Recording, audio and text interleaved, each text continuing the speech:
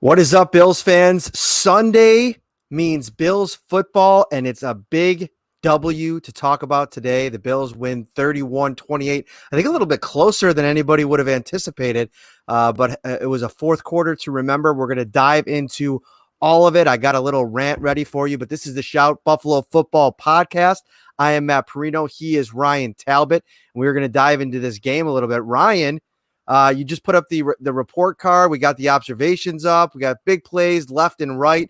What was your first impressions of this game? Well, one, Josh Allen, obviously, but what a bizarre game. We have a power outage. We have lightning. We have some controversial calls from the officials. It was just really bizarre, starting with that power outage where fans were livid at home, as were, I think, all the media members here, as no one traveled to Miami. We're trying to follow that game. And all of a sudden we get Pittsburgh versus Denver, which was not ideal. So we're all listening to the radio. And, did you actually hear what happened? The Dolphins released something on the power outage. I did not hear it. You let us all know right now. They think that Josh Allen stole it and saved it for the fourth quarter because that man is Mr. Electric. He came out there, comes with the comeback touchdown pass, the late touchdown pass to seal it. That's his new nickname, Mr. Electric. Nobody opens the show like Ryan Talbot. If you're new to the show, go back and watch a few of our old episodes. I believe there was a recent one after the 300-yard practice that Josh Allen had, where Ryan opened with streamers and birthday hat, all this kind of fun stuff. So I'm just trying to tweet this out because we are live right now on all of the platforms, Twitter, over at Bills Updates, Facebook, YouTube, and we're going to dive into this game. But I have a little bit of a rant here to start things off. Let's hear it. So for the last 2 years, a little over 2 years, I've heard the barking. I've heard the murmuring. That Matt Parrino over at Syracuse.com, he's a bit of a fanboy. Grew up a Bills fan. He's drinking the Josh Allen Kool-Aid. That guy doesn't know what he's talking about. He must have got hit too many times in the head while he was out in Vegas covering the UFC. But all I said over and over and over again, and I said, the potential is there for a franchise quarterback. We've seen it in fits over the course of Josh Allen's career. You go back to his rookie year and some of the throws that he made. He made Robert Foster a household name amongst Bills Mafia. Probably is going to get him a few jobs since his exit from Buffalo based on what he did in 2018 with Josh Allen. We saw what he did last year when Brandon Beane went out, finally got him some weapons. John Brown, career year. Cole Beasley, the most touchdowns he's ever had in one season in 8 NFL years. And then going into 2020, you get him a bona fide number one receiver, which I was banging the drum for all last season. Could you imagine what this kid could do with a legit number one? And that's not to say that John Brown's not a legit number one. I think that he is one. I think that he is a number one caliber receiver. But Stefon Diggs is a game changer. And you saw it today consistently, no matter who was on the field. And I know Byron Jones got hurt early. I know that this secondary is still trying to come together. Noah Igbenogany, a rookie, he was on Diggs quite a bit, but 13 targets, 8 catches, 153 yards. Let me look up the stat here, Ryan Talbot. Stefon Diggs, his day today was the first Buffalo Bills receiver since 2002, Peerless Price and Eric Moulds, to open a season with 16-plus catches in his first 2 games. He was dynamic. He was a playmaker. And Josh Allen was an MVP candidate.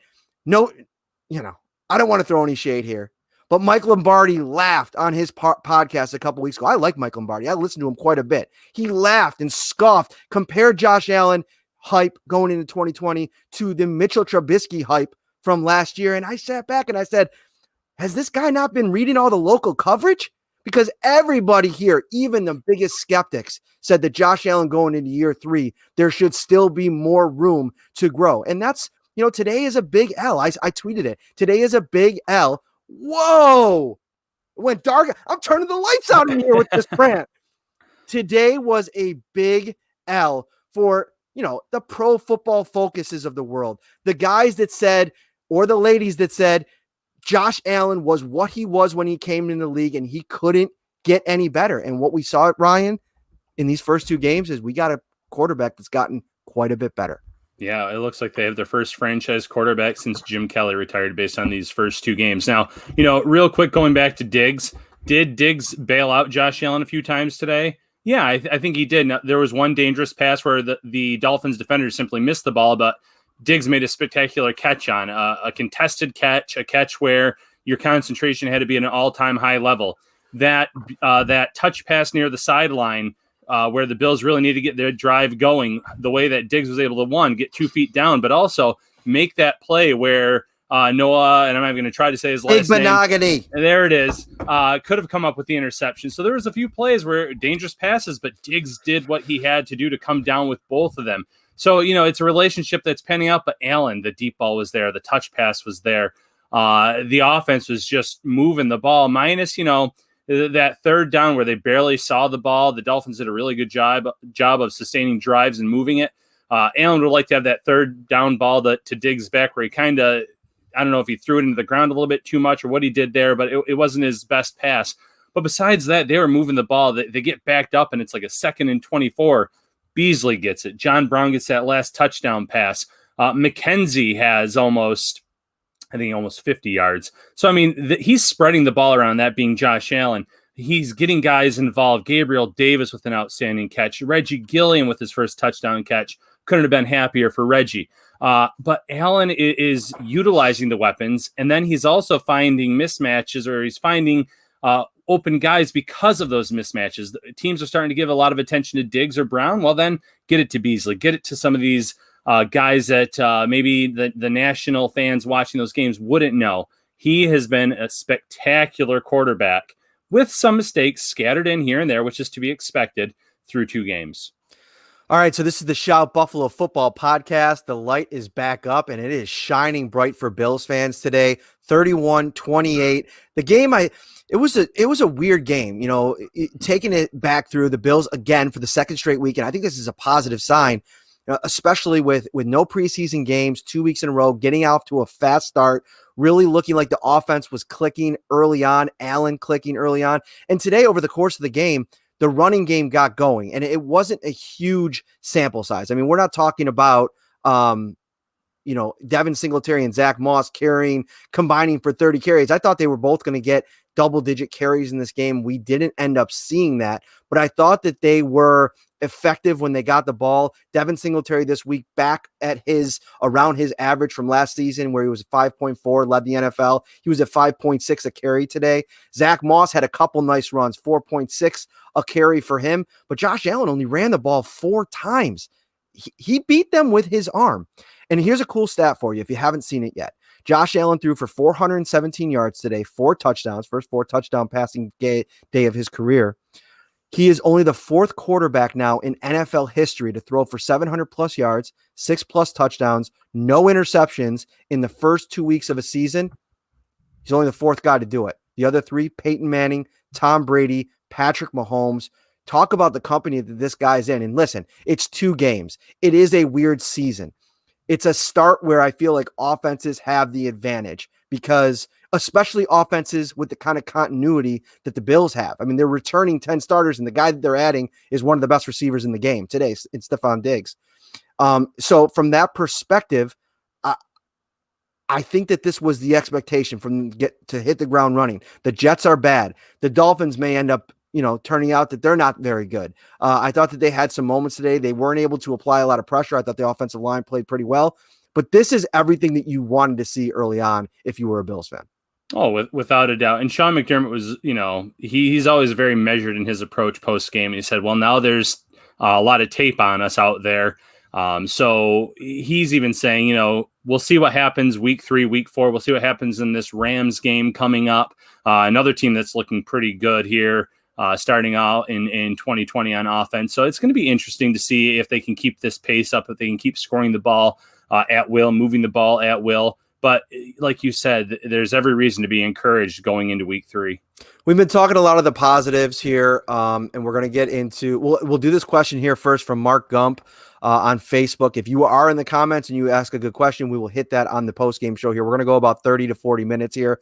I want to get back to the lab here and write one more story before the night's out. But I do want to talk a lot about this because this is a big moment. I think it was even Jerry Sullivan we got to get him on the show soon. I'm going to give him a little poke and a little prod. It's my guy, but I'm going to give it to him. He said, he kind of put it on the Buffalo media. Everywhere I look, nobody's picking the Dolphins today. Everybody's buying the hype.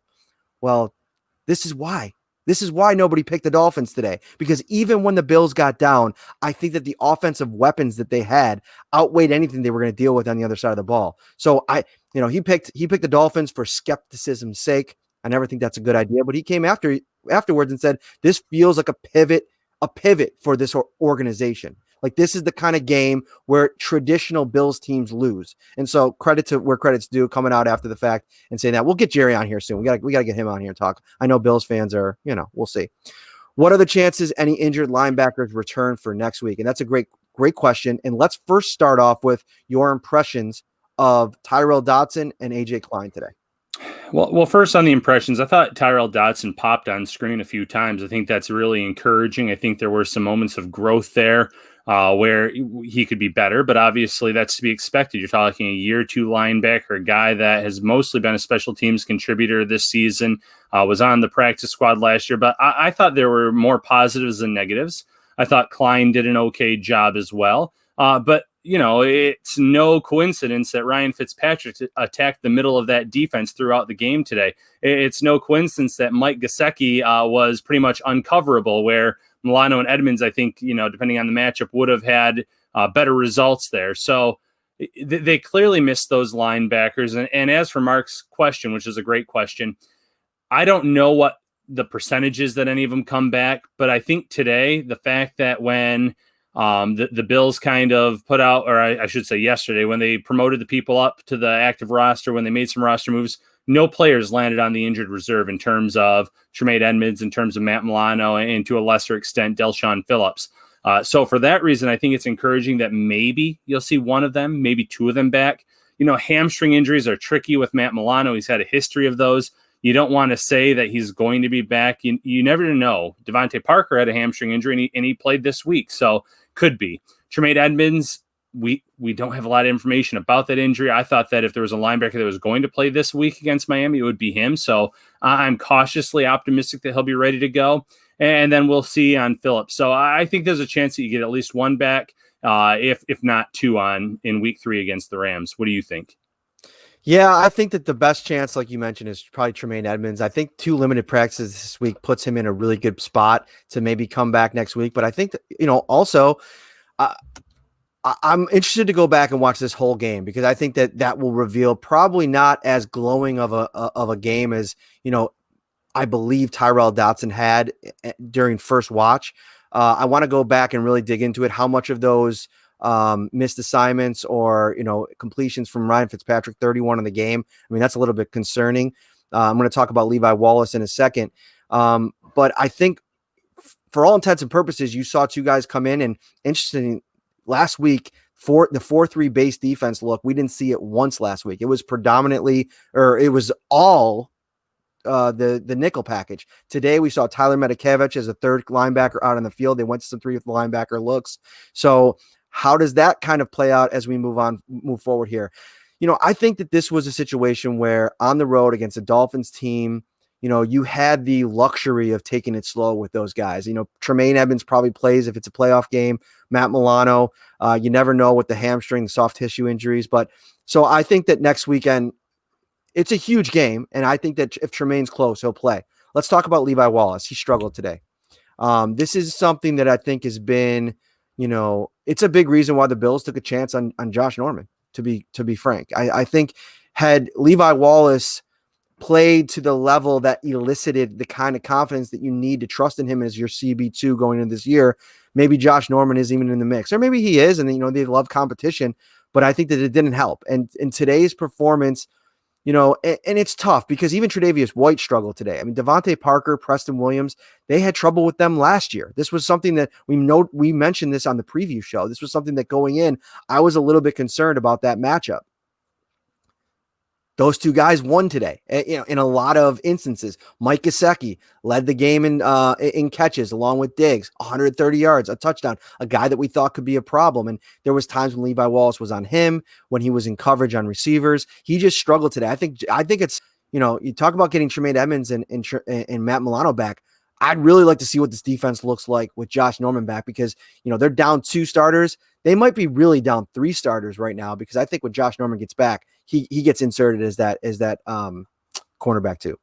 Yeah, as long as he looks healthy when he returns, he looks like he's back to 100%. I think the Bills almost have to kind of turn it over to him to see what he can do in that role. Who's to say that he'll do better? The Bills did have him, though, as the opposite starting cornerback on their unofficial depth chart. So maybe they were leaning that way as is. But if he's not ready to go, who knows how long it is until maybe the Bills start looking to see who is out there in free agency that we could bring in and within a week or two maybe could compete for that role. Or, it might sound crazy, might be out there, but do you let Saran Neal? Do you let Cam Lewis get some snaps, work them in, see what they can do?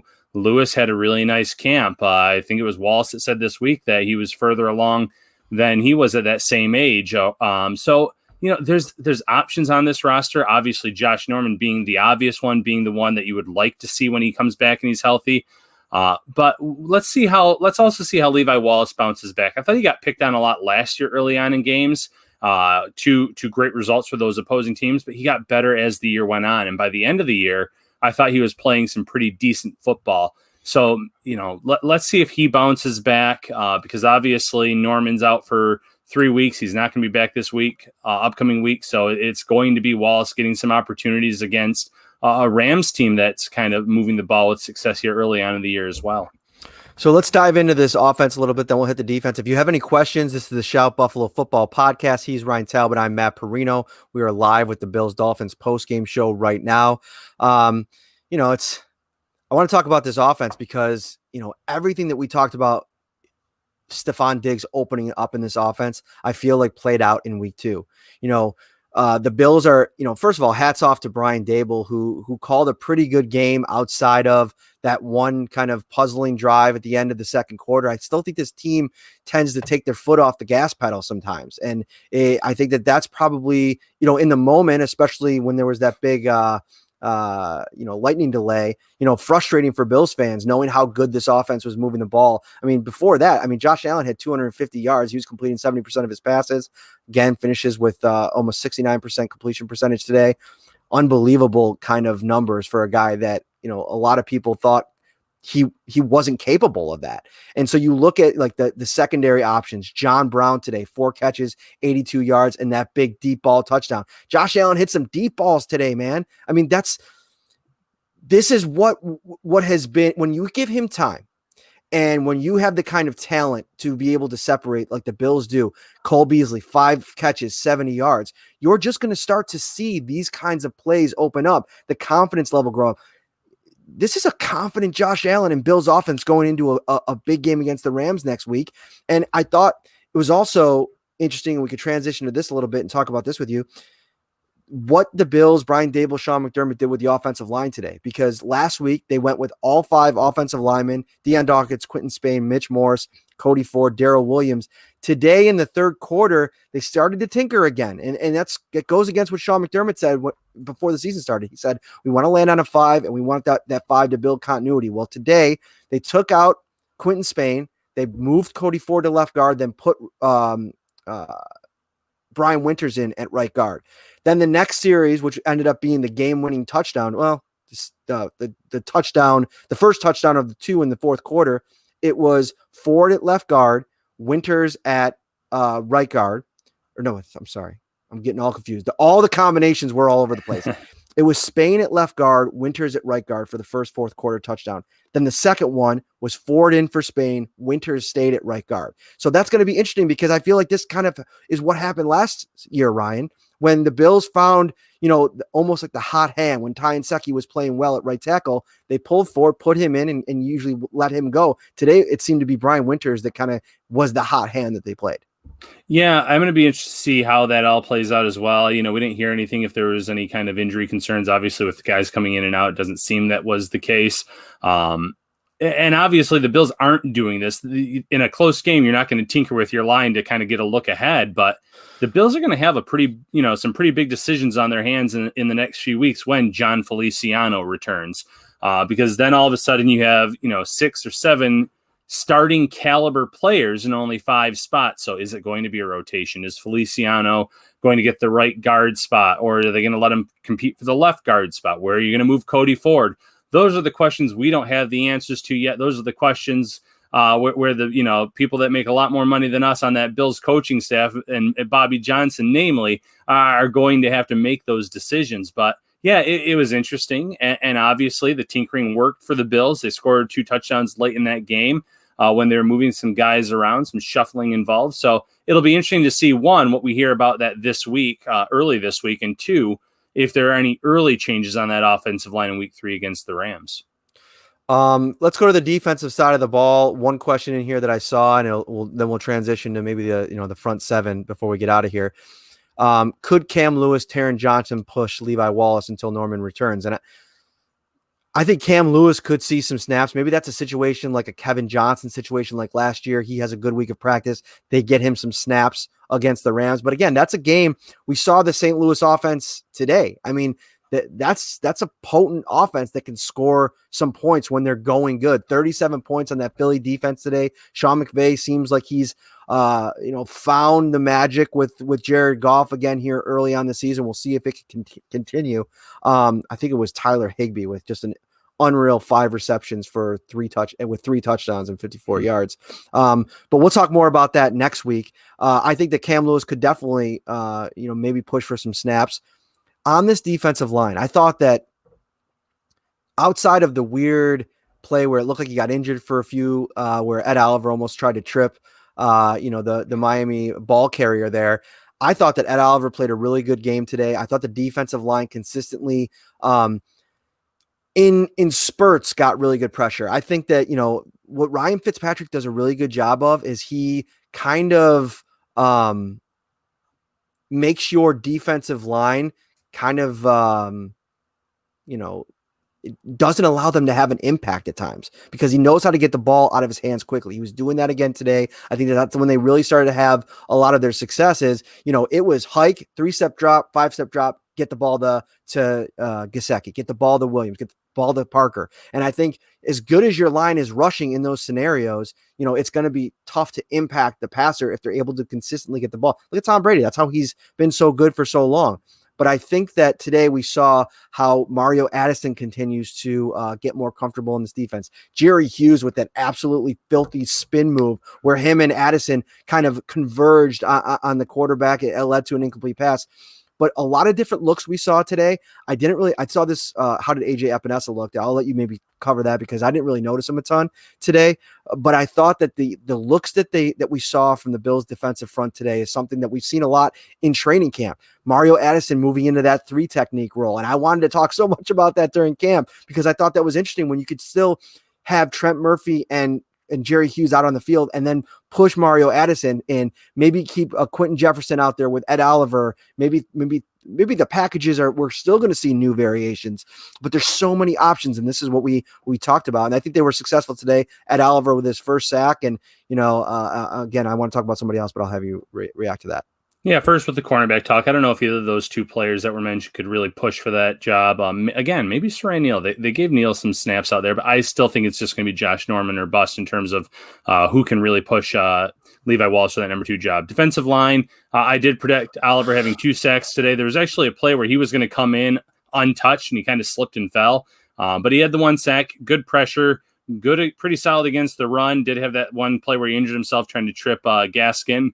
Addison, that was more of a coverage sack, if I remember that one correctly. That was one of those plays. It was a 3rd down play where the Bills really locked everyone down, and Fitz did hold it for too long. But like you said, the game plan for Fitz was get it out quickly. And I think you're going to see the same game plan in week 3 with the Rams. I watched that first game on Sunday Night Football last week with the Rams, and that was their MO. Get it out quickly. Let Goff make the quick decisions, get it out fast, and he worked well. And now, obviously, I didn't see today's game. I'd have to go back and look at that, but it wouldn't shock me if that was, again, what they did. So the Bills might see a very similar game plan from 1 week ago. So it'll be really important. One, hopefully have some of those linebackers back, especially after hearing Higbee's stat line. But two, still getting that pressure from the defensive line when he does hold it too long. Jerry Hughes was solid as always. Addison was great as always. I liked what I saw when Jefferson was in there. He kind of made a play immediately after he replaced Ed Oliver for that 1 or 2 plays, stopping a run play. Epinesa, I didn't notice him either. I'm not even sure how many snaps he played. That's one of the things I'll watch for when I go back and watch this game. But all the way around, I thought this defensive line, I should say, played very well. Could have been a little bit better against the run. I think they averaged about 4.5 yards per carry. But all things considered, they were definitely the bright spot on this defensive unit today in week 2. Yeah, it's a crazy league, man, and it's a crazy year. I'm looking over at the Kansas City game right now. Patrick Mahomes through almost 3 quarters, 13 for 27, 48.1% completion percentage, 126 yards, and 1 touchdown, 0 interceptions against the Los Angeles Chargers defense. Obviously, the Bills play both of those teams this year, but I think it's just, this goes to show you that it never pays to overreact. It never pays to come in with the early judgments on prospects and players, because this is, sports is kind of like a revolving door. You know what I mean? I feel like the guy that we see in a rookie year or second year isn't necessarily the guy that you're going to see in year 3. Team circumstances change things. I mean, go back 2 years and, there were moments when Sam Darnold looked really good. You fast forward to year 3, you're telling me that's going to be the career arc of a Sam Darnold, former 4th overall pick.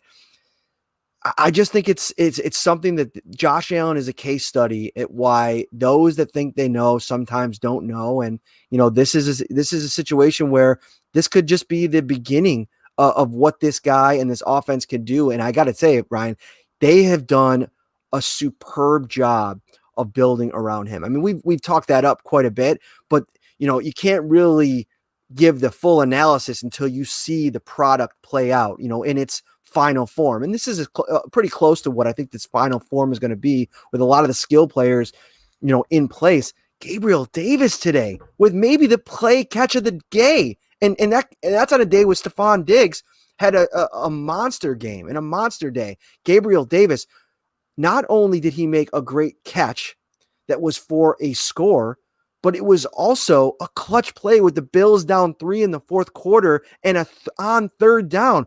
If he doesn't make that play and the Bills have to maybe go for it on 4th or maybe settle for the field goal, who knows what this game looks like. So those are big-time plays. The Bills have big-time players on offense. It'll be interesting to see what happens with Dawson Knox, who left the game with a concussion, I believe. Is that correct? That is correct. So we'll watch that. But yeah, I mean, your final thoughts. Well, yeah, real quick, the Bills did a good job of building up this offense, starting with the offensive line in the second season, really adding a lot of talent there, adding a 1-2 punch at wide receiver, which was significant upgrades over what Allen worked with as a rookie. And like you said, we're pretty close to the final form of what this offense is going to look like. It might just be a veteran tight end, and I don't think it happens this year. But I believe it was Watson they tried to bring in last year. They showed interest in him. This year, they showed some interest in Greg Olsen. If they could have a savvy vet like that in that tight end room, I really think that this offense could be even better, because as talented as Dawson Knox is, there's still a lot of room for growth there in his game. Some drops as a rookie today. There was that fumble on the 38-yard reception. Don't want to bash the guy too much. He did leave with a concussion. He has a lot of natural talent, but maybe that's the one thing that's missing here. And like you said, this is a week-by-week league, not even a year-by-year league. Mahomes, not great for my fantasy team, by the way, struggling mightily today, as you mentioned. Justin Herbert, who I was just about to praise and sing his praises, he could have just run for an easy first down on 3rd and 2. He lofted up a ball that got intercepted into triple coverage. So quarterbacks grow. Quarterbacks make bad mistakes, whether it's your first year, your first start, or your 3rd year, and whatever start that may be. So, yeah, but what we've seen out of Josh Allen so far, every single Bills fan should be thrilled. Everybody make sure you watch closely some of these assistant coaches this year on the Bills. Bobby Johnson, Ken Dorsey, Eric Washington, John Butler. You can name quite a few because I have a feeling that Sean McDermott is going to have to reach into those pools, if you will, to find this team's 2021 offensive coordinator and defensive coordinator. Because I think both Leslie Frazier and Brian Dable will be head coaches next year. And if they're not, I think more so Frazier than Dable. I mean, this is 2 games. You don't want to overreact. But if Leslie Frazier is not a head coach in 2021, my hands are up in the air. I don't know what's going on. Anything else? Any questions that you saw in here? We're at about 30 minutes here. We might get out at this point, unless anybody has anything else they'd like us to cover. Big game today. Big win. Yeah, absolutely. Just see someone saying Brendan Bean is GM of the year. Again, we'll wait and see on that, but everything the guy touches kind of seems to turn to gold. The Diggs trade looks brilliant through 2 weeks. Did you see what I wrote in the observations? Yes. Stefon Diggs worth all the draft picks, like we've been saying for months. Give all the draft picks for Stefon Diggs. Exactly. And you can go all the way to the smallest moves. Take a look at Andre Smith. Again, I'd have to go back and look at the snaps, see how he played. But the Bills sent a conditional pick for this guy the week of roster cutdowns. They're getting that pick back, I believe, because they cut him at the time. But by acquiring him when they did, they could add him to the practice squad immediately. There was no COVID testing. And then in a case like this, where your starting linebackers get banged up, you can promote them. You can start them. So even those little under the radar signings are kind of panning out right now for the Bills. So, maybe he needs to go out there and look at the punter situation. I know you don't want to end shout with punter talk, but I was very underwhelmed with Corey Bajorquez today. I thought once again, his kicks are not high enough. He's letting teams get returns. That's a dangerous recipe in this league. I think that's one area where they could still improve, but every time they brought someone in, he's somehow beaten them out. So whatever the case may be, maybe that's my only reason not to give him that early GM of the year vote. And that's pretty minuscule when all things are considered. All right, Bills Mafia, we will be back on Wednesday for our weekly scheduled live show. We will also have a preview. I don't have a guest yet lined up for Wednesday. Maybe we'll work some magic in the next couple of days. We'll see who we can come up. If you have any ideas, if you have anybody that you'd really like to have on the show, hit me up. Hit my DMs are open. Ryan's DMs are open. Maybe we'll get to work and see if we can't line something up for Wednesday. He is Ryan Talbot. I am Matt Parrino.